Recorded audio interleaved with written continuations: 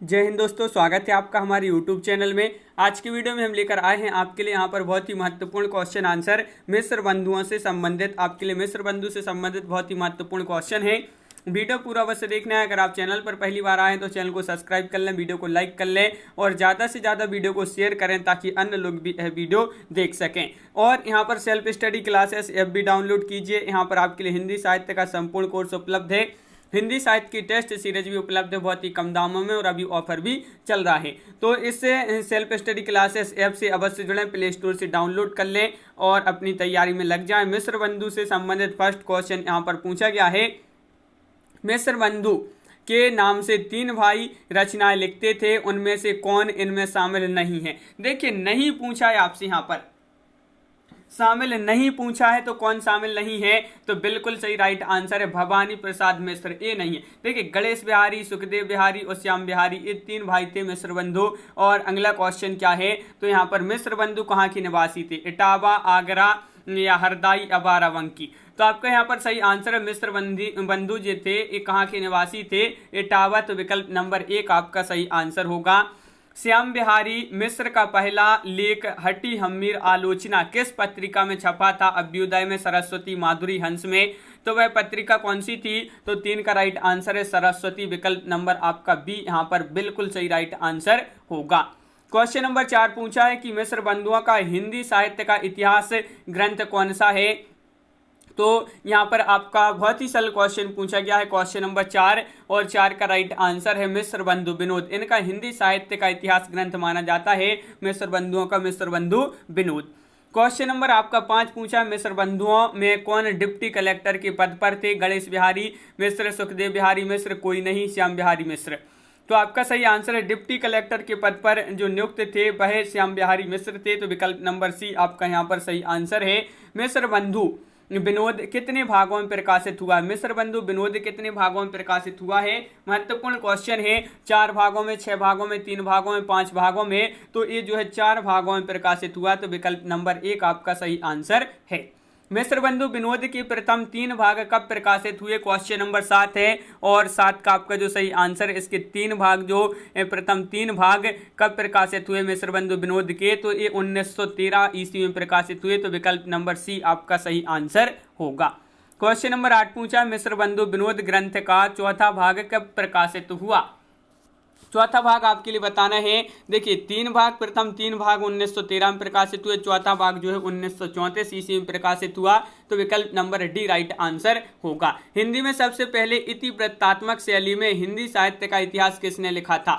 हिंदी में सबसे पहले इतिवृत्तात्मक शैली में हिंदी साहित्य का इतिहास सबसे पहले किसने लिखा था, ये आपके लिए बताना है। क्वेश्चन नंबर 9 है और बिल्कुल सही आंसर है मिस्र बंधु। विकल्प नंबर सी आपका सही आंसर होगा।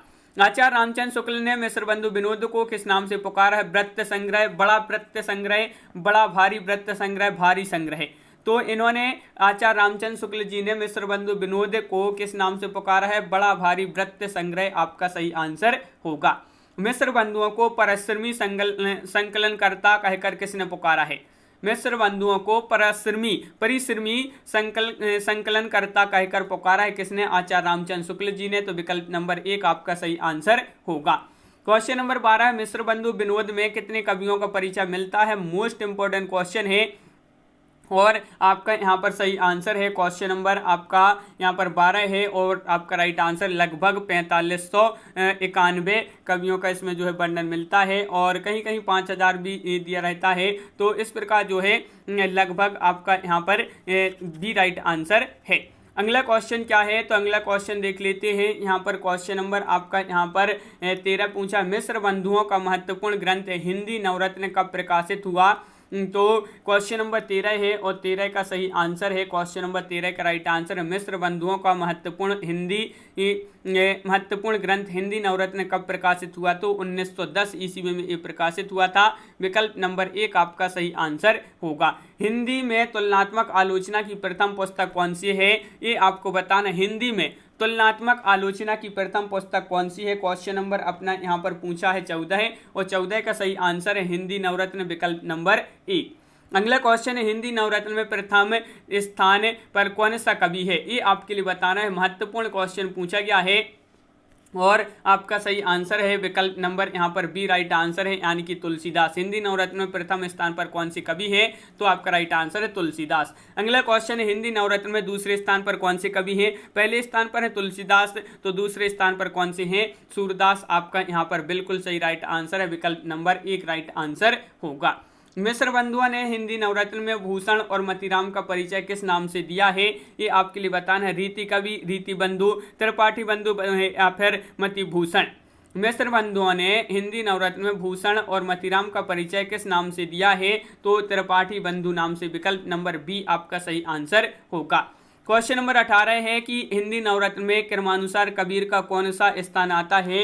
ये आपके लिए बताना है, बताइए।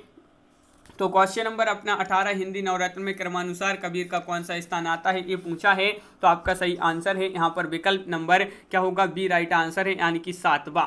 अगला क्वेश्चन क्या पूछा है कि मिश्र बंधुओं का ग्रंथ भारतवर्ष का इतिहास कितने भागों में है? 5 भागों में, 3 भागों में, 4 भागों में, 2 भागों में।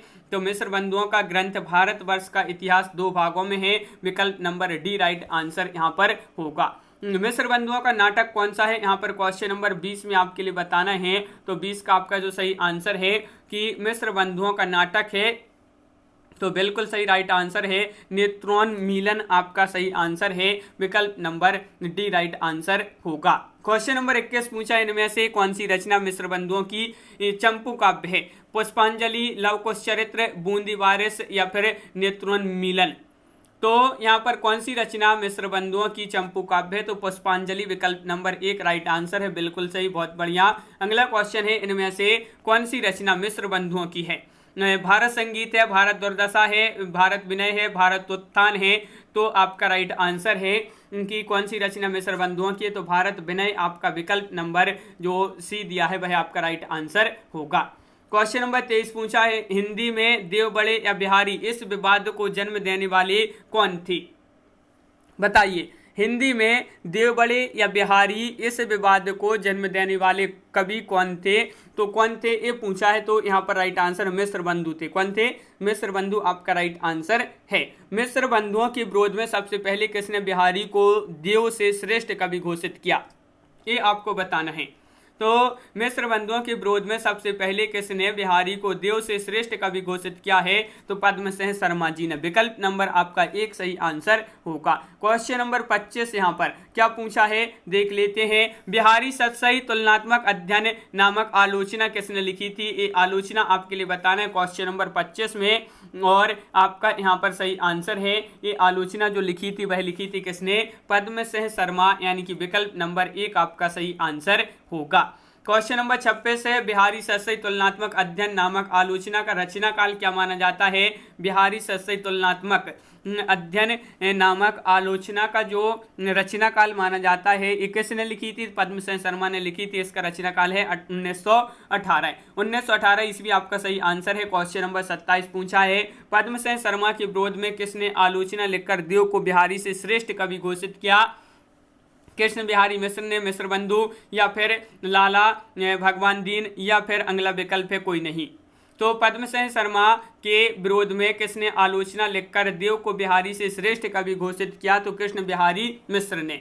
अगला क्वेश्चन पूछा है, देव और बिहारी किसका आलोचनात्मक ग्रंथ है? देव और बिहारी किसका आलोचनात्मक ग्रंथ है? तो आपका राइट आंसर है क्वेश्चन नंबर 28 का विकल्प नंबर आपका यहाँ पर डी राइट आंसर है। कृष्ण बिहारी मिश्र का ये आलोचनात्मक ग्रंथ माना जाता है। बहुत बढ़िया। अगला क्वेश्चन कि यहाँ पर पूछा है, अगला क्वेश्चन, कृष्ण बिहारी मिश्र के विरोध में किसने आलोचना लिखकर पुनः बिहारी को देव से श्रेष्ठ कवि घोषित किया? देखिए पुनः बताना है। तो कृष्ण बिहारी मिश्र के विरोध में किसने आलोचना लिखकर पुनः बिहारी को देव से श्रेष्ठ कवि घोषित किया? तो आपका राइट आंसर है लाला भगवान दीन। विकल्प नंबर सी आपका सही आंसर होगा। क्वेश्चन नंबर आपका यहाँ पर 30 पूछा है कि बिहारी और देव किसकी आलोचनात्मक रचना मानी जाती है? बिहारी और देव किसकी आलोचनात्मक रचना मानी जाती है? तो आपका सही आंसर है विकल्प नंबर आपका यहाँ पर क्या होगा राइट आंसर? तो बिल्कुल सही आंसर बताया है कि यहाँ पर होगा राइट आंसर लाला भगवान दीन। आपका राइट आंसर होगा बिल्कुल सही, बहुत बढ़िया। विकल्प नंबर आपका सी यहाँ पर सही आंसर होगा। तो विकल्प नंबर सी आपका राइट आंसर है। तो इस प्रकार अपन ने यहाँ पर देखिए बहुत ही महत्वपूर्ण क्वेश्चन आंसर मिस्र बंधुओं से संबंधित। तो कैसा लगा ये वीडियो कमेंट में जरूर बताएं। अगर आप चैनल पर पहली बार आए हैं तो चैनल को सब्सक्राइब कर लें, वीडियो को लाइक कर लें और ज़्यादा से ज़्यादा वीडियो को शेयर करें ताकि अन्य लोग भी यह वीडियो देख सकें। Self study classes app download करिए, यहाँ पर आपके लिए हिंदी साहित्य का संपूर्ण कोर्स, हिंदी साहित्य की टेस्ट सीरीज उपलब्ध है बहुत ही कम दामों में। ऑफर चल रहा है तो इस ऑफर का फायदा अवश्य लें। तो ये सरसप एप्लीकेशन की बुक है, जो भी खरीदना चाहते हैं कविमाला वस्तुनिष्ठ की तो खरीद सकते हैं। तो आज की वीडियो में बस इतना ही। सभी के लिए बहुत बहुत धन्यवाद। जय हिंद।